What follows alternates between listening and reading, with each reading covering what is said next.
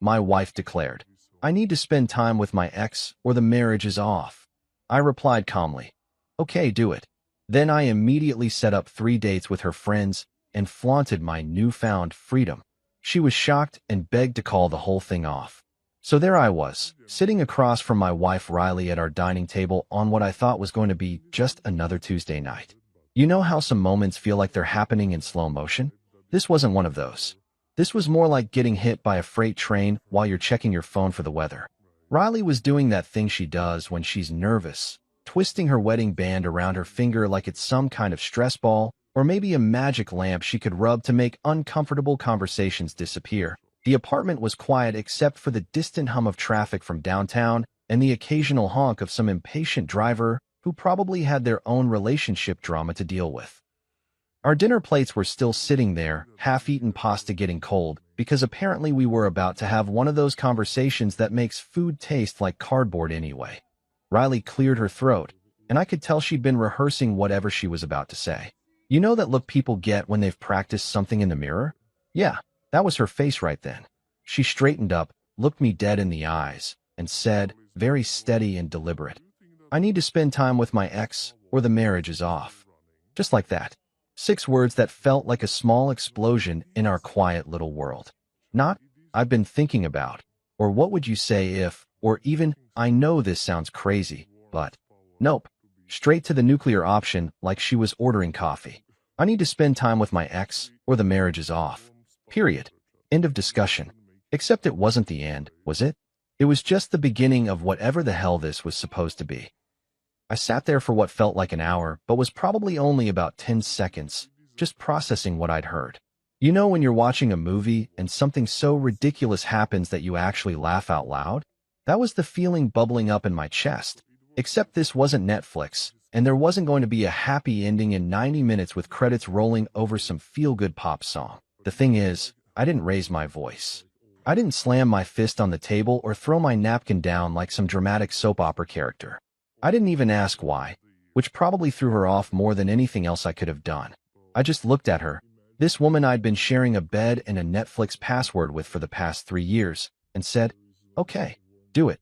You should have seen her face. Her mouth opened just a little, like a door caught in the wind, and I could practically see the gears grinding in her head. This wasn't how this was supposed to go down in whatever script she'd been writing in her mind. She expected me to beg, to fight, to throw myself at her feet and promise to be a better husband if she'd just reconsider. She wanted me to bargain, maybe offer couples therapy or a vacation to Cabo or whatever it is that desperate husbands throw at their wives when they're watching their marriages circle the drain. But here's the thing about ultimatums. They're not really negotiations, are they? They're power plays disguised as choices. When someone gives you an ultimatum, they're basically saying, dance for me, monkey, or I'm taking my ball and going home.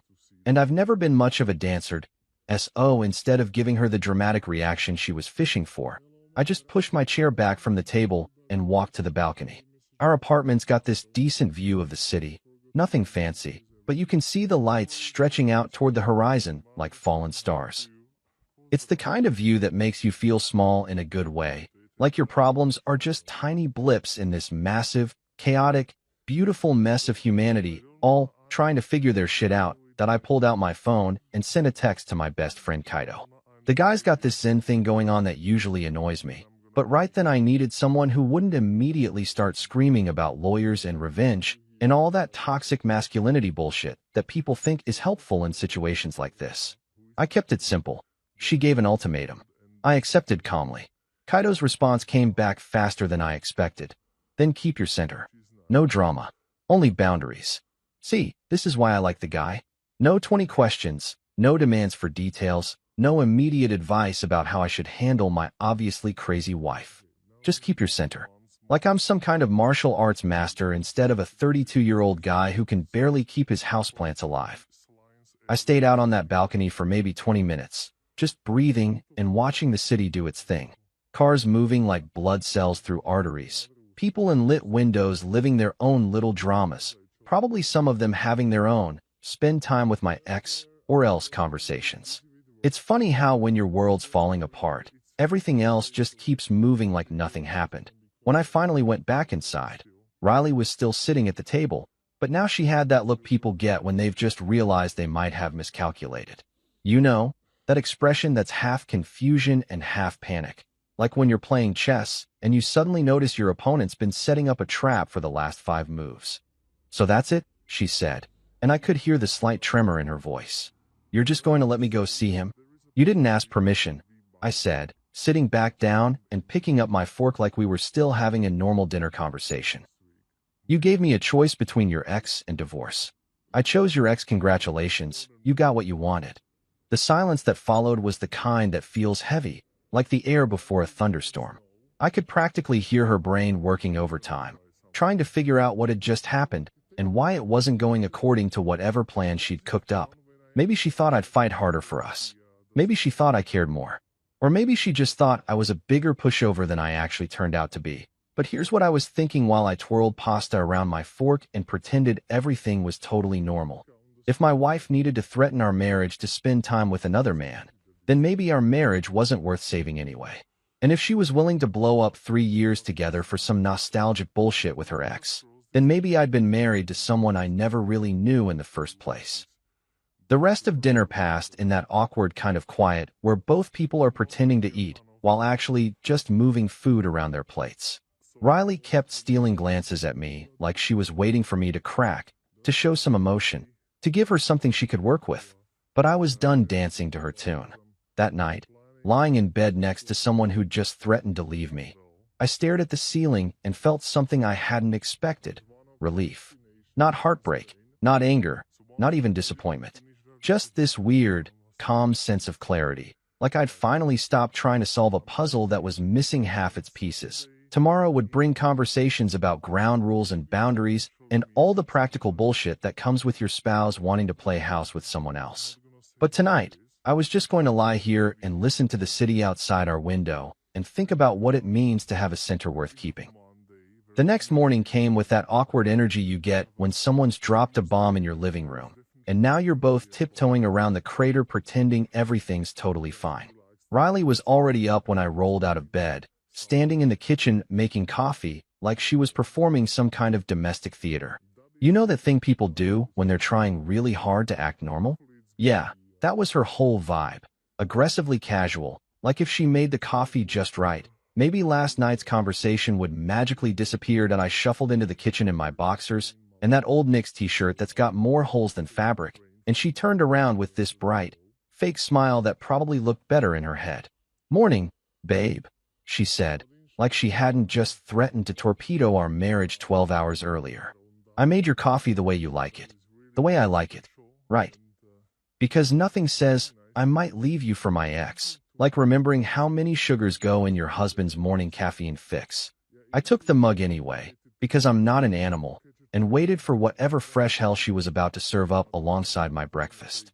"So," she said, settling down at the table with her own cup and that purposeful look people get when they're about to pitch you something you definitely don't want to buy.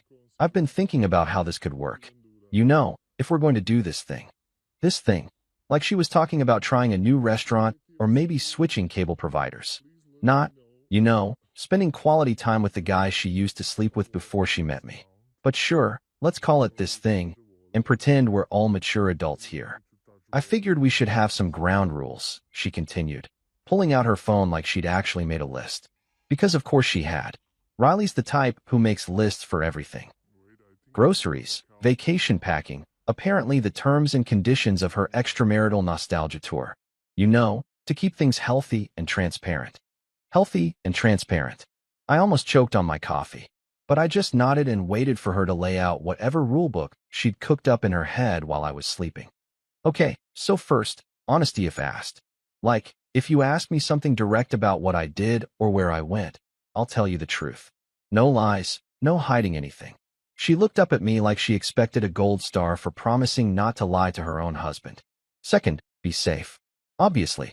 Like, common sense stuff. And third, no sleepovers. I'll always come home. And fourth, don't embarrass me. Like, don't go posting weird stuff on social media or telling everyone we know about our business. I sat there for a minute, just letting her words settle in the space between us. Ground rules. For my wife to hang out with her ex-boyfriend. Rules that she'd apparently spent considerable time thinking about, which meant this whole thing wasn't some spur-of-the-moment breakdown. This was planned, calculated. She'd been thinking about this for a while. Sounds reasonable, I said, and watched her face brighten like I'd just agreed to let her keep a puppy. Same applies to you, though. And there it was, that flicker in her eyes, like someone had just told her there was a quiz she hadn't studied for. The little pause where her brain had to catch up with what I'd just said. Because here's the thing about people who give ultimatums. They never expect you to flip the script on them. What do you mean? Same applies to me, she asked, and I could hear that note of uncertainty creeping into her voice. Well, if you get to revisit the past with your ex, I said, taking another sip of my coffee like we were discussing the weather, then I guess I get to explore some new present opportunities. With your friends. The silence that followed was the kind you could cut with a knife. Riley just stared at me like I'd started speaking Mandarin, or maybe suggested we sacrifice a goat in the living room. This clearly wasn't part of her master plan. See, over the years, Riley had made sure to tell me exactly which of her friends had made comments about me. It wasn't malicious or anything. Just one of those things that happens when you're married and your spouse shares their social circle's observations. There was Amara, her college friend who'd always been warm and funny and had once mentioned that I seemed genuinely kind, which is rare. Tessa, her ambitious work friend who'd said I was actually intelligent, not just guy thinks he's intelligent. And Noor, her blunt childhood friend who'd flat out told Riley that I was too good for her, after some argument we'd had about whose turn it was to clean the bathroom. I'd filed away these comments like sticky notes in my brain, not because I was planning anything, but because that's what you do when people say nice things about you. You remember them for the days when you're feeling like garbage about yourself. But now, sitting across from my wife who wanted permission to go play footsie with her ex, those mental sticky notes suddenly seemed relevant. You're serious? Riley said, and I could see her trying to figure out if I was bluffing. Dead serious. If the rules work for you, they work for me. Honesty if asked. Be safe. No sleepovers. Don't embarrass you. Fair's fair, right? I pulled out my own phone and started typing. 3 messages, each one polite and straightforward. To Amara. Hey, this might sound weird, but would you be interested in getting drinks Friday? Just as friends, Riley and I are working through some stuff, and I could use a friendly conversation. To Tessa. I know this is random, but would you want to grab dinner Saturday? No agenda, just thought it might be nice to talk to someone outside my usual circle. And to Noor, Coffee Tuesday? I have a feeling you might have some thoughts about the current state of my marriage. I hit send on all 3 before I could second-guess myself, then set my phone down and looked at Riley, who was staring at me like I'd just grown a second head. You can't be serious, she said, but her voice had gone up an octave, which meant she absolutely knew I was serious. Amara texted back first. Oh wow, yeah, okay. Everything all right. Cedar and glass at 7 work for you. Then Tessa. That does sound random, but sure. I know a place. Are you and Riley okay? And finally, Noor called. Actually called, which if you know Noor, means she had thoughts with a capital T. You're serious? She said when I picked up. She actually said that? She gave you an ultimatum about her ex? Fine, Coffee Tuesday. But I'm bringing honesty, and you might not like what I have to say. I hung up and looked at Riley, who had gone from confused to worried to something that looked suspiciously like panic. 3 for 3, I said. Funny how that works out. This is not what I meant, she said, and there was an edge to her voice now, like someone who'd just realized their clever plan had a massive loophole they hadn't considered. What did you mean? I asked, genuinely curious. Because from where I'm sitting, you wanted the freedom to explore connections outside our marriage. I'm just asking for the same courtesy. The thing is, I wasn't doing this to hurt her or get revenge or any of that petty bullshit. I was doing it because if my marriage was going to survive whatever midlife crisis or existential breakdown or nostalgic bullshit Riley was going through, it was going to survive as equals. Not as her getting special privileges while I sat at home like a good little husband, waiting for her to get this out of her system. Riley spent the rest of the morning in what I can only describe as a psychological tailspin, alternating between defensive justifications and wounded silence. She kept looking at me like she was trying to solve a puzzle, and I could practically see her brain working overtime to figure out how this had gotten so far out of her control so fast. But here's what she didn't understand, and what I was just starting to figure out myself. Respect without reciprocity isn't love. It's just well-dressed doormat behavior. And I was done being anyone's doormat, even my wife's. Friday rolled around faster than I expected, which is always how it goes when you're doing something that might blow up in your face. I spent the whole day at work trying to focus on quarterly reports and budget projections, but my brain kept drifting to this weird new reality where I was about to have drinks with my wife's friend, while said wife was probably somewhere across town rekindling whatever flame she thought she'd left burning with her ex-modern marriage. Folks, it's a real trip that I left the office around 6, which gave me just enough time to swing by my apartment and change out of my corporate monkey suit into something that said, I'm a normal human being having a normal conversation, instead of, I'm having a nervous breakdown disguised as a social experiment. Jeans, button-down shirt, the leather jacket Riley bought me for my birthday last year because she said it made me look less like an accountant and more like someone who might own a motorcycle. The irony wasn't lost on me. Cedar and Glass turned out to be one of those trendy spots that tries really hard to look like it wasn't trying hard. Exposed brick, industrial lighting. The kind of place where they serve cocktails in mason jars and charge $15 for what's essentially fancy lemonade. It was exactly the sort of bar Amara would pick, and I spotted her right away at a high-top table near the window, wearing this teal dress that made her look like she'd stepped out of a magazine spread about effortless weekend style. Jules, the bartender, was this 20-something with sleeve tattoos and the kind of customer service smile that probably earned her excellent tips. She slid 2 mocktails toward us without being asked. Apparently, Amara had already ordered for both of us, which saved me from having to decode whatever hipster cocktail menu they were working with. So, Amara said after we'd done the obligatory small talk about traffic and weather and how surprisingly good the mocktails were, this is either the most mature thing ever, or we're all about to star in our own personal soap opera. I laughed, because honestly, what else do you do? Yeah, I'm still figuring out which one it is myself. Amara's got this easy laugh that probably made her popular in college and definitely makes her good at her job in marketing. It's the kind of laugh that makes you want to say funnier things just to hear it again.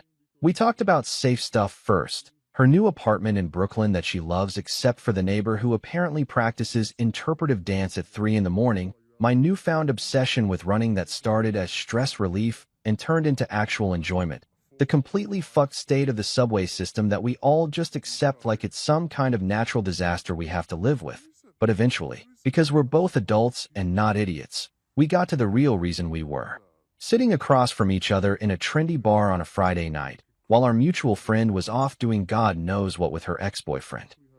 So Riley wants permission for nostalgia, Amara said, swirling her drink thoughtfully. But nostalgia's a poor guide, you know? It's like looking at your high school yearbook and thinking you were cooler than you actually were. The thing about Amara is that she's got this way of cutting straight to the heart of things without making it feel like surgery. She's not trying to fix anything or take sides or give advice you didn't ask for. She's just observing, like a really perceptive scientist studying human behavior in its natural habitat. I think she's scared, I said, which surprised me because I hadn't really articulated that thought before. Not of losing me, exactly, but of, I don't know, being ordinary. Like maybe if she can prove she's still the kind of person her ex wanted, then she's still interesting. And what about you? Amara asked. What are you scared of?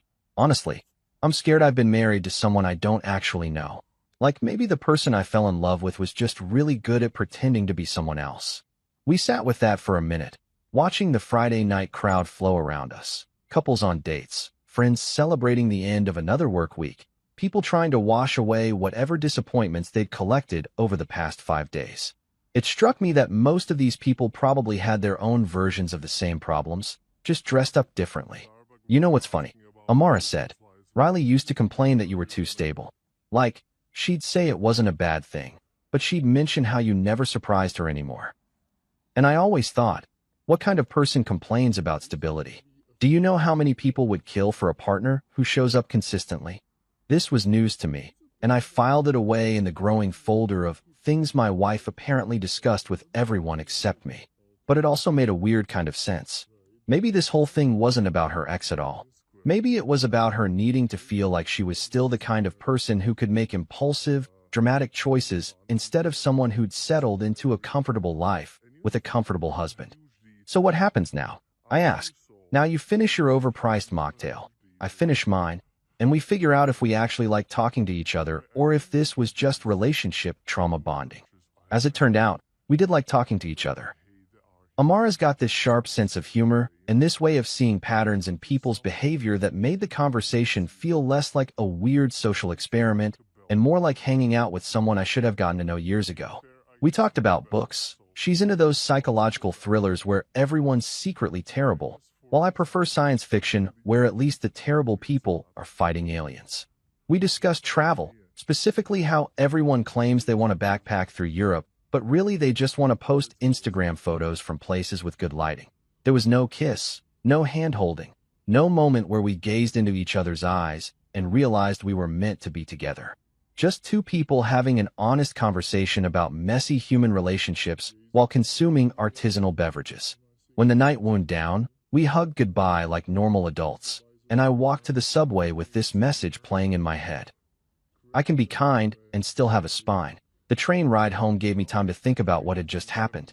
Not the surface-level stuff, having drinks with my wife's friend while she was out with her ex, but the deeper realization that I'd just spent 3 hours being myself without having to manage someone else's emotions or walk on eggshells around someone else's insecurities. When was the last time I'd done that with Riley? When I got home, Riley was waiting in the living room like a judge in a quiet courtroom, still in the dress she'd worn for her own evening out. She looked up when I walked in, and I could see her scanning my face for evidence of whatever she thought might have happened. "Did you sleep with her?" she asked, straight up, no preamble. "We agreed on boundaries," I said, hanging my jacket on the chair. "It was drinks and conversation. That's all." The air in the room turned colder than our refrigerator, and I realized that my calm, honest answer was somehow more threatening to her than if I'd come home with lipstick on my collar and a guilty expression. Because if I could go out, have a good time, and stick to the rules we'd both agreed on, then what excuse did she have for whatever line she might be tempted to cross? I went to bed that night thinking about stability and surprises, about the difference between being boring and being reliable, and about whether the person lying next to me actually wanted a husband or just wanted someone to react dramatically to whatever chaos she decided to create. But mostly, I thought about how good it felt to have a conversation where I didn't have to be anyone other than exactly who I am.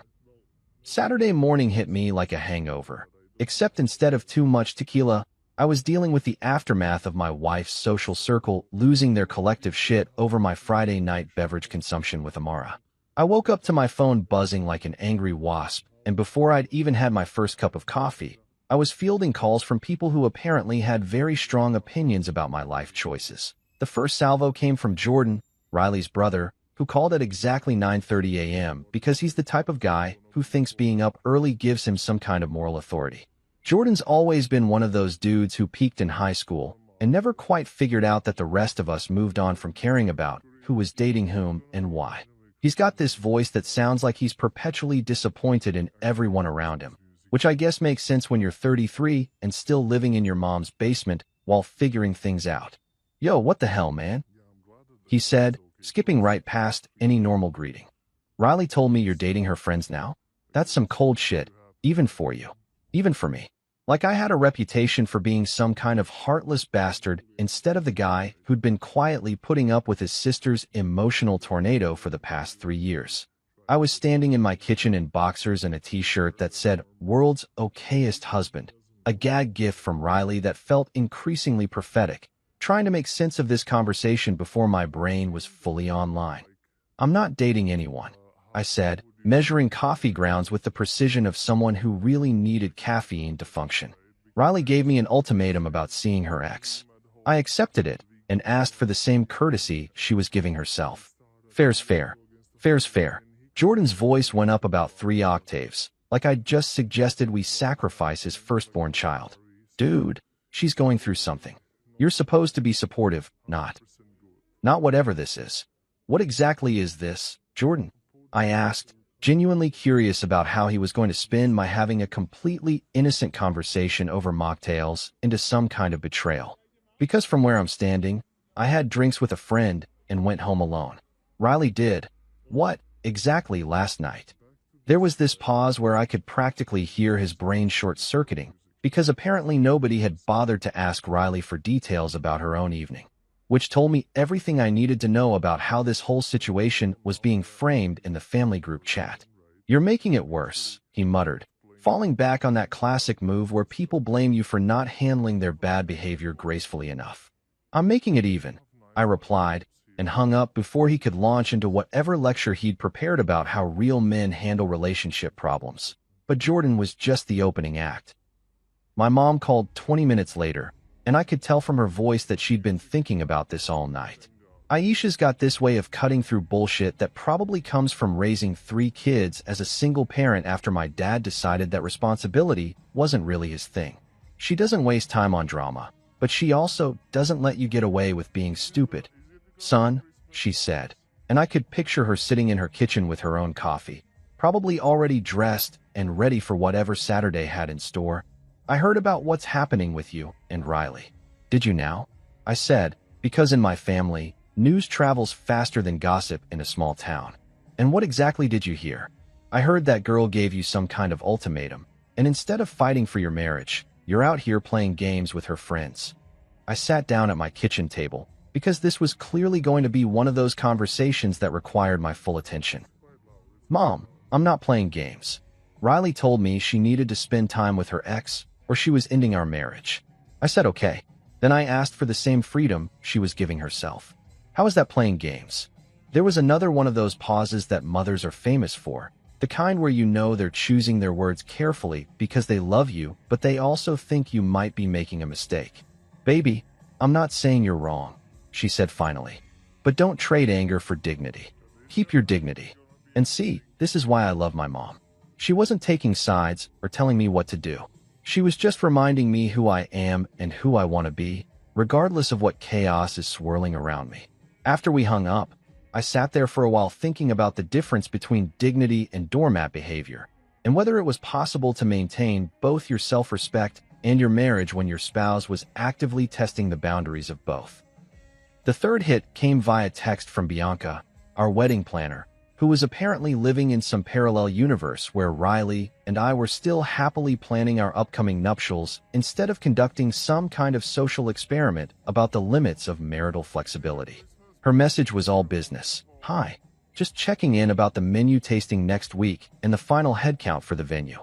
Also, the florist needs the deposit by Monday or we'll lose the date. Let me know what works."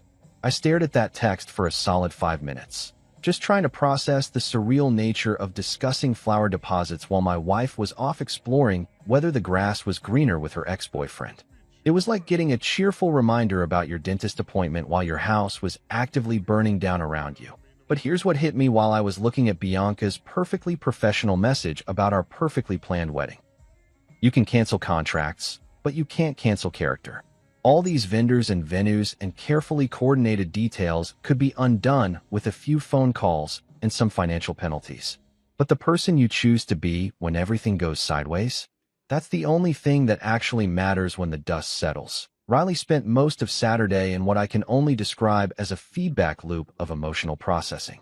She'd be defensive for an hour, explaining why her situation was completely different from mine and how I was being unfair by applying the same rules to both of us. Then she'd go quiet for a while, usually while scrolling through photos on her phone, old vacation pictures, I assumed, or maybe text conversations with her ex that she was analyzing for hidden meaning. Then she'd cycle back to defensive, like she was trying to talk herself into believing her own justifications. Around 3 in the afternoon, I found her on the couch with her laptop open, scrolling through what looked like old social media posts. She had that expression people get when they're trying to recreate a feeling they remember having but can't quite access anymore, like someone desperately trying to remember the lyrics to a song that made them happy in high school. "Find anything interesting?" I asked, settling into the chair across from her. "Just memories," she said, not looking up from the screen. "Remember when everything felt simpler? I remember when we didn't have to negotiate the terms and conditions of our marriage like it was a business contract," I said, which probably came out harsher than I intended. But honestly, I was getting tired of pretending this was all totally normal. She looked up at me then, and for a second I saw something that looked like the person I'd fallen in love with. Uncertain, a little scared, Maybe finally starting to realize that actions have consequences even when you really, really don't want them to. I didn't think you'd actually do it, she said quietly. Go out with Amara, I mean. And I didn't think you'd actually give me an ultimatum about spending time with your ex, I replied. But here we are. That night, I made dinner for one and ate it slowly, thinking about how marriage was supposed to be about building something together, not about one person constantly testing whether the foundation could handle whatever new weight they decided to throw on it. I thought about dignity and character and whether it was possible to love someone who seemed determined to see how much damage they could do before you finally broke. But mostly, I thought about how quiet the apartment felt when nobody was trying to justify the unjustifiable. Saturday evening found me standing outside Bella Vista, this cozy Italian joint that Tessa had picked, trying to shake off the weird energy from Jordan's morning guilt trip and my mom's well-intentioned reality check. The place had that authentic neighborhood vibe, not the kind of Italian restaurant that tries too hard with fake Tuscan murals and Dean Martin playing on repeat, but the sort where the owner's grandmother probably still makes the sauce and argues with customers about whether they're ordering enough food. Plants hung from every available surface like the place was trying to become a greenhouse, and the lighting was warm enough to make everyone look like they were having a better time than they probably were. I spotted Tessa right away at a corner table, looking like she'd stepped out of a boardroom and into date night without missing a beat. She had on this black blazer that probably cost more than my monthly car payment, but she wore it like armor instead of fashion. The kind of outfit that said, I'm here to conduct business, even if that business happens to be personal. When I walked over, she looked up from her phone with those sharp eyes that had probably made more than one corporate executive reconsider their quarterly projections. Tessa's got this way of looking at people like she's reading their annual report and deciding whether they're worth investing in. It should be intimidating, but somehow it just made me feel like I was finally dealing with someone who wasn't going to waste my time with bullshit. So, she said before I'd even fully settled into my chair, I'm not a prop for anybody's power game. If we're here, it's to talk like adults, not because you're trying to make Riley jealous or because she put you up to something weird. We clear on that? I respected the hell out of that opening move.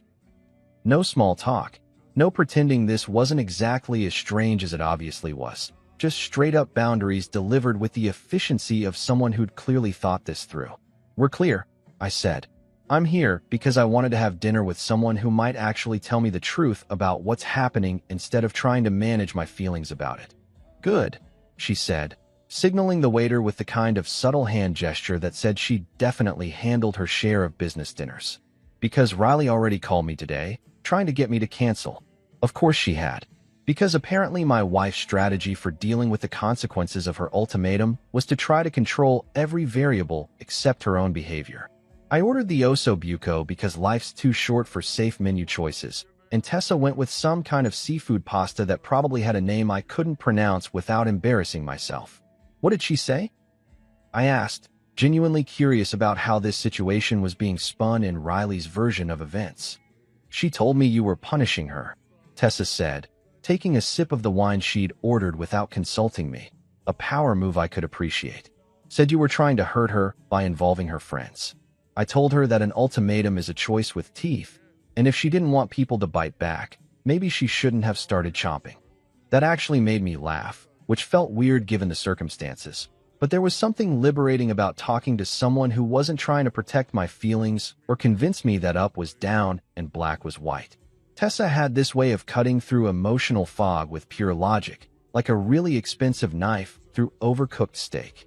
You know what's funny? She continued, twirling pasta around her fork with the same precision she probably brought to contract negotiations. Riley's been complaining about feeling trapped in routine for months. Says you two never do anything spontaneous anymore. That marriage made everything predictable.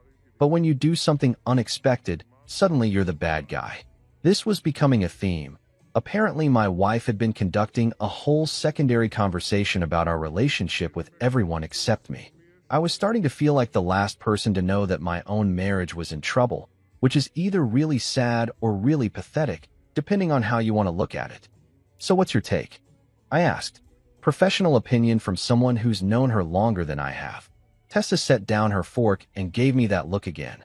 The one that felt like being x-rayed by someone who actually knew how to read the results. Honestly, I think Riley's going through some kind of quarter-life crisis disguised as a relationship issue. She's 30, married, stable job, nice apartment, all the things she thought she wanted. But now she's wondering if this is all there is. And instead of dealing with that like a grown-up, she's decided to blow things up and see what happens. And her ex is what, exactly? The road not taken. More like the road she took and decided wasn't good enough the first time around, Tessa said. But memory's a hell of a drug. It edits out all the reasons you broke up with someone and leaves you with this highlight reel of the good parts. We spent the next hour talking about everything from Riley's tendency to romanticize the past to the general weirdness of modern relationships, where people somehow think they can have their cake, eat it too, and then complain that the bakery should have offered more flavors. Tessa had this theory that social media had basically ruined everyone's ability to be satisfied with normal human happiness, because there was always someone online living a more Instagram-worthy version of your life. The thing is, she said, gesturing with her wine glass, Riley's not a bad person. She's just scared of being ordinary. And you, unfortunately, represent ordinary to her right now. Stable job, predictable schedule, the kind of guy who remembers to take out the trash without being asked. That's not exciting enough for someone who's convinced herself she deserves fireworks every day. And what do you think I deserve? I asked. Someone who appreciates stability instead of taking it for granted, she said without hesitation. Someone who understands that fireworks are great for the 4th of July, but they're a terrible foundation for a relationship. When the check came, we split it without any weird awkwardness about who was paying, which somehow felt more intimate than if I'd tried to be chivalrous about the whole thing. We walked to the subway station together, and I found myself thinking that this was what adult conversation was supposed to feel like. Honest, direct, without all the emotional landmines that had become standard in my conversations with Riley. At the platform, Tessa turned to me with something that might have been sympathy in her expression. For what it's worth, she said, I don't think this is really about her ex. I think it's about her trying to prove to herself that she's still the kind of person who can make dramatic choices. The problem is, she's making those choices at your expense. So what do? You keep being exactly who you are, she said. Don't apologize for being stable. Don't apologize for having boundaries. And don't let anyone convince you that being reliable is the same as being boring. When I got home, Riley was waiting with that same judicial expression she'd worn the night before, except this time there was an edge of something that looked suspiciously like panic. Maybe she was starting to realize that her carefully constructed narrative about my behavior wasn't holding up under scrutiny from people who actually knew both of us. You're ruining my friendships, she said before I'd even gotten my jacket off. Your ultimatum did that. I replied, hanging my coat on the chair with deliberate calm. I'm only refusing to be the only one who bleeds. The silence that followed felt different than the previous night's cold anger. This felt more like the moment when someone realizes their brilliant plan has just backfired spectacularly, and they're not sure how to fix it without admitting they were wrong in the first place. I went to bed thinking about fireworks versus foundations, and wondering when my wife had decided that predictable love was something to escape from instead of something to build on. Sunday afternoon rolled around with the kind of deceptive calm you get right before a hurricane makes landfall.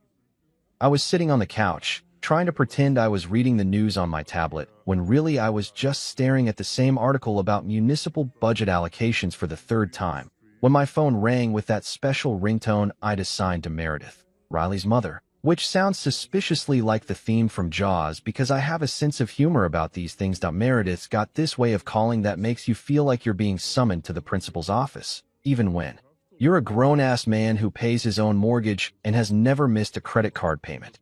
She's one of those women who perfected the art of disappointed authority sometime in the 80s and has been wielding it like a precision instrument ever since.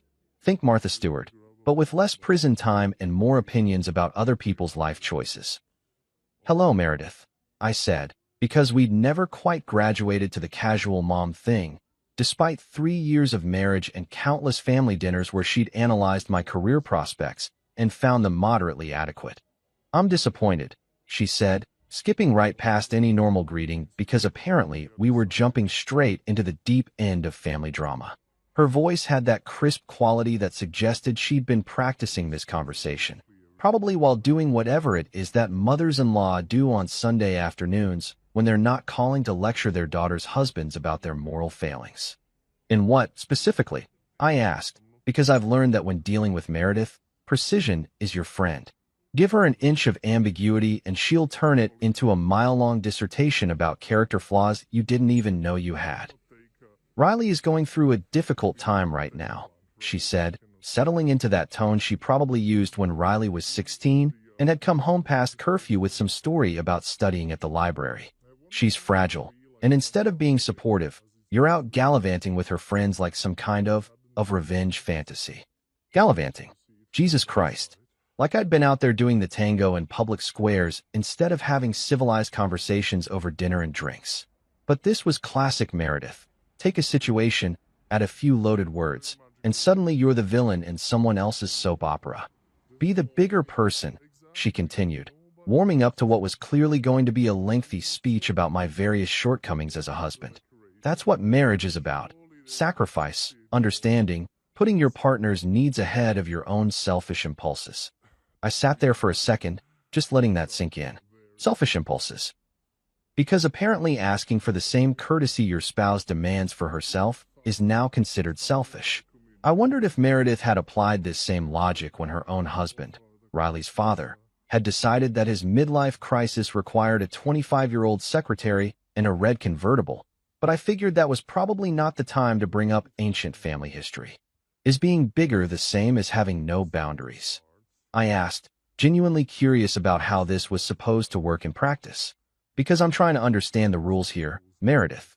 Riley gives me an ultimatum about spending time with her ex, and I'm supposed to just, what exactly? Sit at home, knitting while she figures out if the grass is greener with someone else. There was this pause where I could practically hear her recalibrating her approach, probably realizing that the guilt trip wasn't landing quite the way she'd planned. Meredith's smart.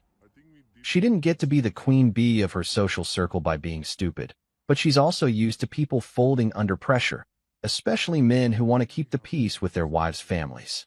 She didn't really mean spend time with her ex like that, she said, which was such obvious bullshit that I almost laughed out loud. She's just exploring her feelings. It's healthy to examine your past relationships so you can move forward with clarity. She said it exactly like that. Meredith, I need to spend time with my ex or the marriage is off. Those were her exact words. Would you like me to play you the recording? I wasn't actually recording conversations with my wife. I'm not that paranoid yet. But the threat seemed to shut down that particular line of revisionist history pretty effectively. You're being deliberately obtuse, she said, falling back on that classic move where people accuse you of misunderstanding when really they just don't like what you understood perfectly well. After I hung up, politely, because I'm not an animal, I sat there thinking about the weird psychology of families and how they work. Meredith wasn't really calling to defend Riley's right to hang out with her ex-boyfriend.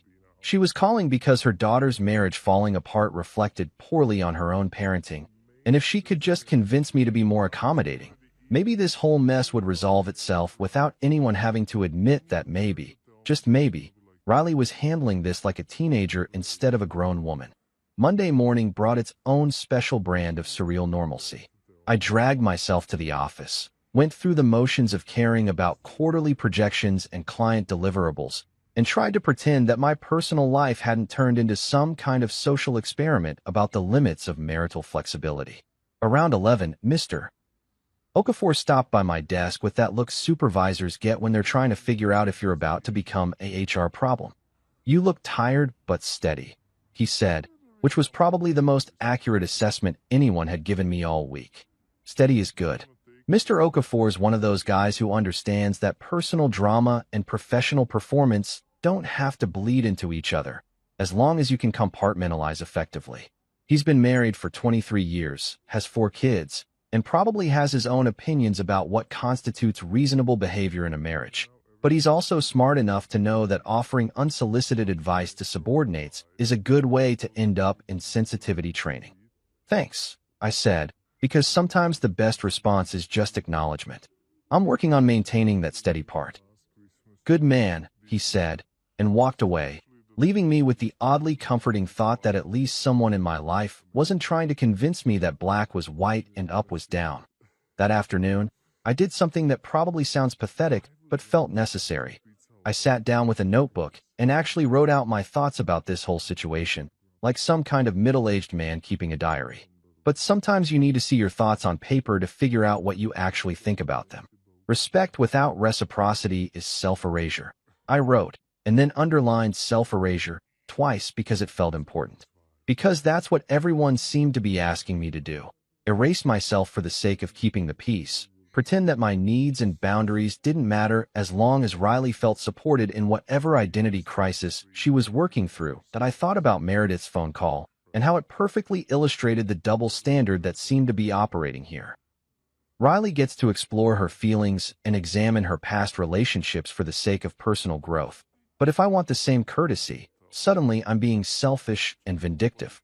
Riley gets to test the boundaries of our marriage, but I'm supposed to just sit there and take it because that's what good husbands do. That night, I realized that this whole week had been like looking into a mirror. It showed who talked about values and who actually had them. All these people calling to lecture me about marriage and sacrifice and being the bigger person, but none of them seemed particularly interested in asking whether Riley's behavior was reasonable or fair. They just wanted me to absorb the damage and move on, like a human shock absorber for someone else's emotional chaos. That I went to bed that night thinking about the difference between being loving and being a doormat, and wondering when those two things had gotten so confused in everyone else's minds. Tuesday morning came with that crisp fall air that makes you feel like maybe the world isn't completely insane, just temporarily confused. I had about 4 hours to kill before my coffee date with Noor, which gave me plenty of time to overthink what was rapidly becoming the weirdest week of my adult life. I spent most of the morning at work trying to focus on spreadsheets and client calls, but my brain kept drifting to this conversation I was about to have with someone who'd known Riley since they were kids and probably had opinions about our marriage that she'd never shared with me directly. Noor had picked the grind, this bright little cafe near the Natural History Museum that looked like it had been designed by someone who really loved both coffee and succulents. The walls were covered with plants that probably had names I couldn't pronounce, and the lighting was that perfect combination of natural and artificial that makes everyone look like they're starring in their own indie film about urban 20-somethings finding themselves through caffeine consumption. That I got there about 10 minutes early, which is my usual strategy for conversations that might go sideways. Better to be sitting down with a drink in hand when the emotional bombs start dropping. I ordered something called a Coeur d'Eau because the barista looked like she'd judge me if I just asked for regular coffee, and found a table by the window where I could watch normal people living their normal lives while I waited to discuss the spectacular implosion of my marriage with my wife's most brutally honest friend. Noor showed up exactly on time, because she's the type of person who considers punctuality a basic life skill rather than an optional courtesy. She was wearing a denim jacket that looked like it had survived several decades and multiple fashion cycles, and she had that expression that people get when they're about to tell you something you probably don't want to hear, but definitely need to know. "Okay," she said, settling into the chair across from me without any of the social pleasantries that most people use to ease into difficult conversations. "I'm here because I care about you and Riley, but I won't enable foolishness, and what's happening right now is premium-grade foolishness." This was exactly what I'd expected from Noor, and exactly what I needed. No dancing around the subject, no trying to protect anyone's feelings, just straight-up honesty delivered with the efficiency of someone who'd probably been watching this train wreck build up speed for longer than I realized. "Tell me something I don't know," I said, taking a sip of my Coeur d'Eau, which turned out to be surprisingly good for something with a pretentious name. "Riley's got a pattern," Noor said, wrapping her hands around her coffee cup like she was warming up for a long conversation. "When she gets stressed, when life feels too stable or predictable, she chases validation like it's going to plug whatever hole she thinks she has in her soul. And right now, she's convinced herself that time with her ex will confirm she's still desirable, still interesting, still the kind of person who has options." This lined up with what Tessa had said about Riley's quarter-life crisis, but hearing it from someone who'd known her since they were both wearing braces and worrying about algebra tests gave it a different weight. Noor wasn't analyzing Riley from the outside. She was speaking from 2 decades of friendship and probably more late-night phone calls about relationship drama than I wanted to think about. "But here's the thing," Noor continued. she's going to come home emptier than when she left. Because nostalgia is like junk food for your emotions. It tastes good going down, but it doesn't actually nourish anything. And her ex? He's probably just as confused about what he wants as she is. So what am I supposed to do with that information? I asked, genuinely curious about whether this was leading toward advice or just observation. You keep being exactly who you are, she said, which seemed to be the consensus among Riley's friends, assuming they weren't all just telling me what they thought I wanted to hear. Don't apologize for having boundaries. Don't apologize for refusing to play games. And definitely don't apologize for treating this situation like the two-way street it actually is. We spent the next hour talking about Riley's history of relationship drama, and I started to see a pattern that probably should have been obvious earlier. There was the college boyfriend she'd cheated on because she needed to know if she was missing something. The guy after graduation she'd broken up with because he was too available, and she needed someone who would challenge her more. The pattern seemed to be that whenever Riley felt secure in a relationship, she found a way to create chaos just to feel like she was still in control of her own story. The irony, Noor said, stirring her coffee thoughtfully, is that you're probably the most emotionally stable person she's ever dated, which is exactly what she said she wanted after all the drama with her exes. But now that she has it, she's bored. She wants the security of a stable relationship and the excitement of uncertainty, and she hasn't figured out that you can't have both. And what about you? I asked. How does this affect your friendship with her? Noor gave me this look that was part affection and part exasperation, like a parent watching their kid make the same mistake for the 10th time. I love Riley, but I'm not going to co-sign her bullshit. I told her last week that giving you an ultimatum was manipulative and stupid, and if she wanted to explore whether she'd made the right choice marrying you, there were better ways to do it than threatening to blow up your marriage. What did she say to that? She said I didn't understand because I've never been married. Noor laughed, but it wasn't a happy sound. Like being single automatically disqualifies me from recognizing emotional manipulation when I see it. As our conversation wound down, we established what felt like a mutual understanding. We both cared about Riley, but we also weren't going to pretend that concern justified enabling her to treat me like emotional furniture she could rearrange whenever she got bored with the current setup. Noor made it clear that she wasn't interested in being used as ammunition in whatever psychological warfare Riley might try to wage, and I respected the hell out of that boundary. For what it's worth, she said as we got ready to leave, I think you're handling this better than most people would. A lot of guys would either turn into controlling assholes or complete doormats. You're just being reasonable, which is apparently revolutionary behavior in this situation. On the train ride home, I found myself thinking about patterns and cycles, about how people can spend years talking about wanting stability and then sabotage at the moment they get it. I thought about the difference between love and validation, and whether it was possible to build a life with someone who confused the two. But mostly, I thought about what Noor had said about Riley coming home emptier than when she left, and whether that emptiness was something I could help fill or just something I'd have to watch from the sidelines. That I typed a single line in my notes app. I will not live on a leash someone else can lengthen any time they feel bored. Then I put my phone away and watched the city scroll past the train windows, thinking about freedom and what it actually costs. Tuesday night felt like the end of something, though I wasn't entirely sure what. Maybe it was the end of pretending this whole situation was sustainable, or maybe it was just the end of my patience with everyone treating my marriage like some kind of social experiment where only Riley got to change the variables. Either way, when I walked into our apartment after my coffee with Noor, I knew it was time to stop dancing around the elephant in the room and actually have the conversation we'd been avoiding since this whole mess started. Riley was sitting on the couch, scrolling through her phone with that particular brand of aggressive casualness that people use when they're trying really hard to look like they're not waiting for you to come home so they can have a fight. She looked up when I walked in, and I could see her scanning my face for evidence of whatever she thought had happened during my afternoon with Noor. It was becoming a pattern, this forensic analysis of my expression every time I came back from spending time with one of her friends, like she was looking for proof of some crime I hadn't actually committed. How was coffee? She asked, in that tone people use when they're asking one question but really want the answer to about 15 others. Enlightening, I said, hanging my jacket on the chair and settling into the space next to her on the couch. We need to talk. Something shifted in her expression then, like she'd been expecting this moment but hoping it would never actually arrive.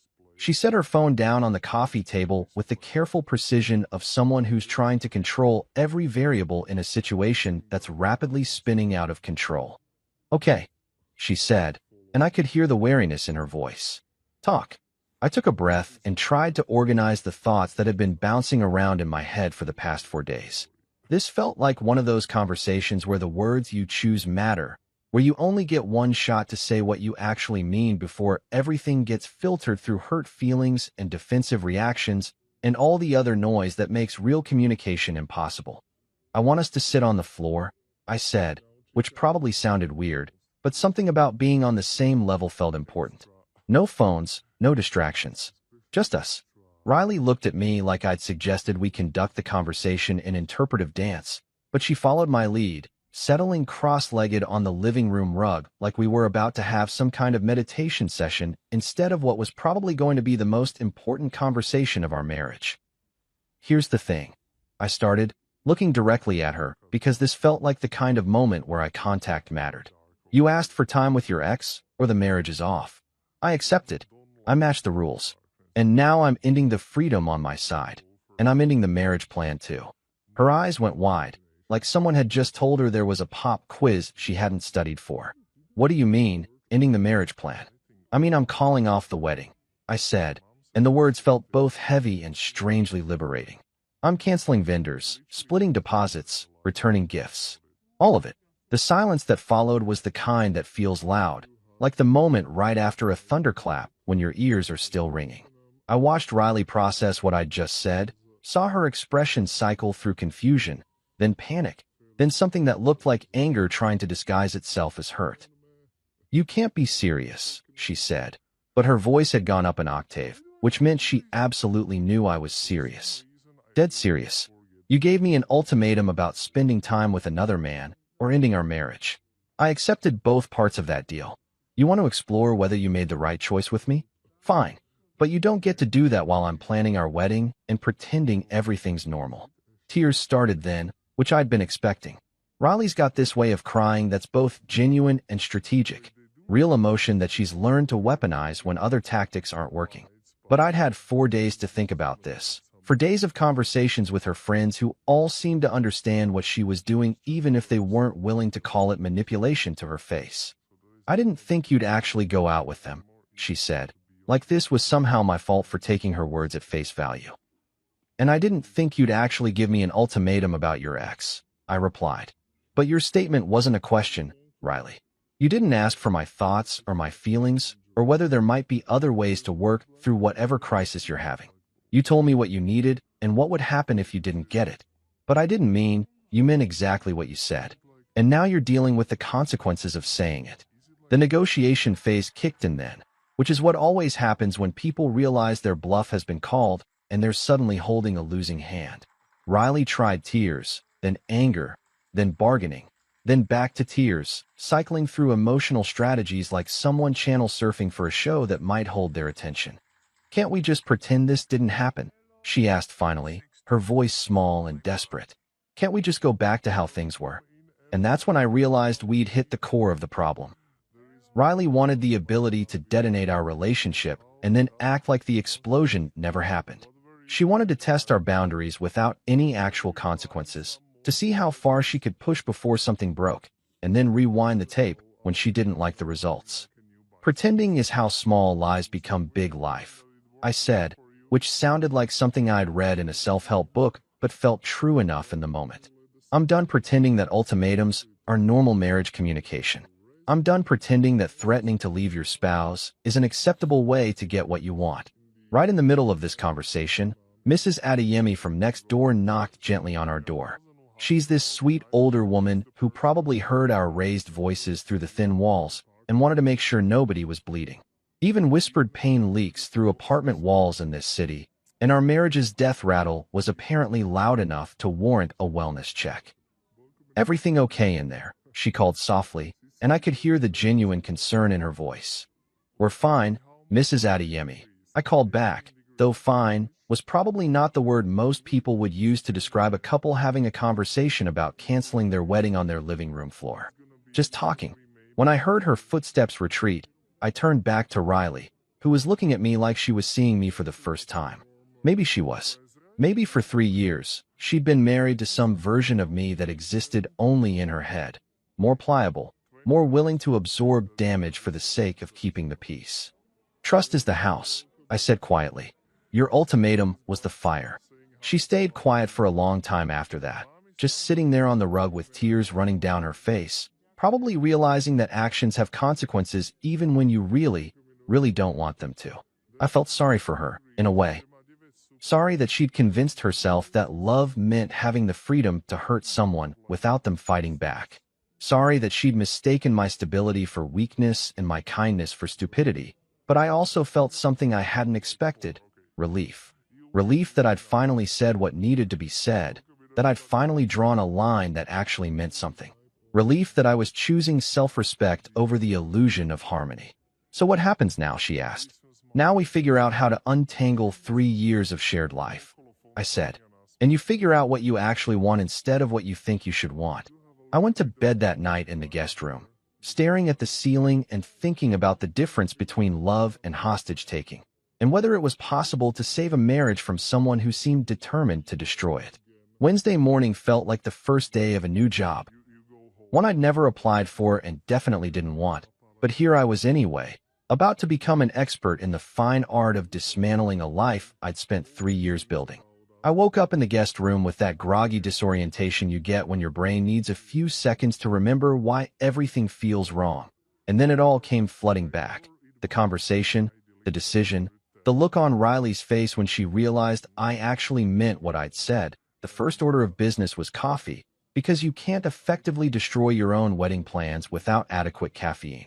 Riley was already in the kitchen when I stumbled out, standing at the counter with her laptop open, and that expression people get when they're trying to solve a math problem that keeps changing every time they look at it.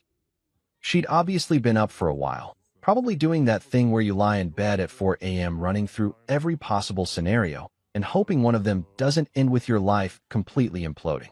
I started a list, she said without looking up, which was probably the most practical thing either of us had said since this whole mess began. Vendors, deposits, that kind of thing. I poured myself coffee and looked over her shoulder at the spreadsheet she'd created, which was color-coded and alphabetized because even in crisis, Riley's the type of person who organizes her emotional breakdowns. She'd listed everything from the photographer to the florist to the string quartet we'd hired for the ceremony, complete with deposit amounts and cancellation policies that I'd never bothered to read, because who plans for their wedding to implode 6 weeks before the date? Bianca sent this yesterday, Riley said, turning the laptop toward me. She needs to know about final head counts and the cake tasting we're supposed to do Friday. Bianca's email looked like a medical bill for a body we couldn't save, line items for services that would never be rendered, deposits for a future that was evaporating in real time. The subject line read, "Final details, so excited," with enough exclamation points to power a small city, which would have been funny if it wasn't so depressing. I'll call her, I said, because someone had to be the adult here, and apparently that someone was going to be me. The conversation with Bianca was exactly as uncomfortable as you'd expect. She went through the 5 stages of grief in about 90 seconds. Denial. Are you sure you can't work this out? Anger. Do you have any idea how much work I've put into this? Bargaining. What if we just postponed for a few months? Depression. This is such a shame. You two seemed so happy. And finally, acceptance. I'll send you the cancellation paperwork. These things happen more than you'd think, she said at the end, which was either meant to be comforting or was just her way of processing the fact that she'd spent 6 months planning a party that was never going to happen. I had a couple last year who called it off because they couldn't agree on whether to serve fish or chicken. At least you have better reasons. Better reasons. Right. Because my wife gave me an ultimatum about spending time with her ex was somehow more dignified than arguing about wedding entrees. But I guess in the grand scheme of relationship failures, fundamental incompatibility about the nature of marriage probably does rank higher than disagreements about catering. The next week turned into a masterclass in the logistics of heartbreak. Canceling a wedding, it turns out, is like running a small business into the ground. There are contracts to break, deposits to forfeit, and a surprising amount of paperwork involved in officially declaring that your happily ever after is off the table. Some vendors were understanding, others were pissed, and a few tried to guilt-trip me into keeping my bookings because apparently my personal drama was interfering with their quarterly revenue projections. Riley handled her half of the cancellations with the same methodical precision she brought to everything else, checking items off our shared spreadsheet like we were planning a move instead of dismantling our entire future. We developed this weird efficiency around the whole process, dividing tasks, coordinating phone calls, splitting costs without drama. It was probably the most functional we'd been as a couple in months, which felt like cosmic irony at its finest. The photographer wants to keep the engagement session deposit, Riley said Thursday evening, reading from an email on her phone. But she'll release the wedding day payment since we're canceling with more than 30 days' notice. That's fair, I said, updating our shared document with the new information. At least we got some decent pictures out of it. Those engagement photos were sitting in a folder on our computer somewhere. 47 images of us looking happy and in love and completely unaware that our relationship was heading toward this exact moment. I wondered what we'd do with them now. Keep them as evidence of better times, or delete them like digital exorcism. The gifts were their own special category of awkward. 3 years of engagement had resulted in a steady stream of wedding presents from friends and family who'd apparently been more optimistic about our future than we were. Returning them felt like admitting failure to everyone we knew, but keeping them felt like some kind of emotional fraud. Your aunt sent back the salad bowl set, Riley said, opening a package that had arrived that morning. With a note. The note was exactly what you'd expect from my father's sister, brief, disapproving, and heavy on the implications about personal responsibility. Perhaps you'll have better luck with the next one, she'd written, which was either optimistic or just passive-aggressive, depending on how you wanted to read it. Friday afternoon, Riley tried one more negotiation session at our front door, catching me as I was leaving for what had become my daily run, a new habit that started as stress relief and turned into the only hour of the day when my brain could actually quiet down. "Can't we just pretend this didn't happen?" she asked, her voice small and desperate in a way that reminded me of the person I'd fallen in love with 3 years ago. "Can't we just go back to how things were before all this started?" And that's when I realized we'd reached the fundamental disconnect that probably should have been obvious from the beginning. Riley wanted the ability to unsay things, to take back actions, to rewind time to before she decided our marriage needed testing. But words have weight, and actions have consequences, and some things can't be undone just because you don't like how they turned out. Pretending is how small lies become big life, I said, which was becoming my unofficial motto for this whole experience. I stopped arguing with reality. That weekend, I moved into a small one-bedroom apartment across town. Nothing fancy, just a place with good light and enough space for me to figure out who I was when I wasn't half of a couple. The moving process was surprisingly painless, probably because I'd been emotionally checking out of our shared space for weeks without realizing it. Marco, my spotting partner at the gym, helped me carry boxes and offered the kind of practical support that men excel at, showing up, doing the work, not asking too many questions about feelings. "You're breathing deeper," he said as we loaded my desk into his truck. I stopped arguing with reality. I told him, which seemed to make sense to him in a way that it probably wouldn't to most people, that my mom came by that first evening in my new place, bringing homemade jollof rice, and the kind of maternal presence that doesn't require explanation or justification. She sat on my secondhand couch, the only furniture I had besides a bed and a folding table, and we ate dinner mostly in silence, which was exactly what I needed. "You did the right thing," she said finally, as we were cleaning up the dishes. "Did I? You stopped letting someone else define the terms of your own life," she said. "That's always the right thing, even when it's hard." That night, I lay in my new bed in my new apartment, listening to different traffic patterns and different neighbor sounds, and felt something I hadn't expected: peace. Not happiness exactly, but the quiet satisfaction of someone who'd finally stopped trying to solve a puzzle with missing pieces. A month later, I was sitting in my new apartment on a Saturday morning, drinking coffee from a mug that actually belonged to me instead of being part of some joint household inventory, when I realized something profound. I hadn't checked my phone for relationship drama in about 2 weeks. That might not sound like much to normal people, but for someone who'd spent the better part of a year walking on eggshells and monitoring the emotional weather patterns of his marriage, it felt like a minor miracle. The stories that had been flying around our social circle for the past few weeks were exactly what you'd expect when a couple implodes in semi-public fashion. Riley's version of events, as reported by various mutual friends who felt compelled to share their intelligence with me, painted me as cold, manipulative, and cruel. The kind of husband who'd rather destroy his marriage than work through problems like a mature adult.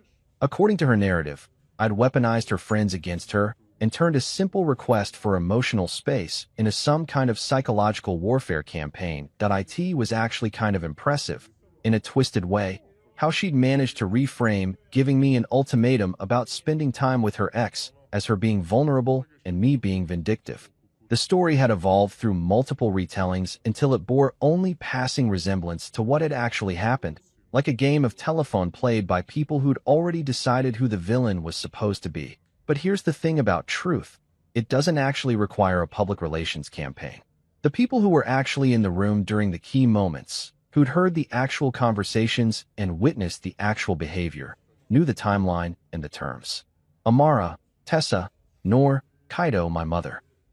They'd all been present for various pieces of this puzzle, and their version of events aligned with reality in a way that Riley's increasingly elaborate revisionist history didn't. That I wasn't dating anyone, which seemed to disappoint people who were expecting me to immediately rebound into some dramatic romantic storyline.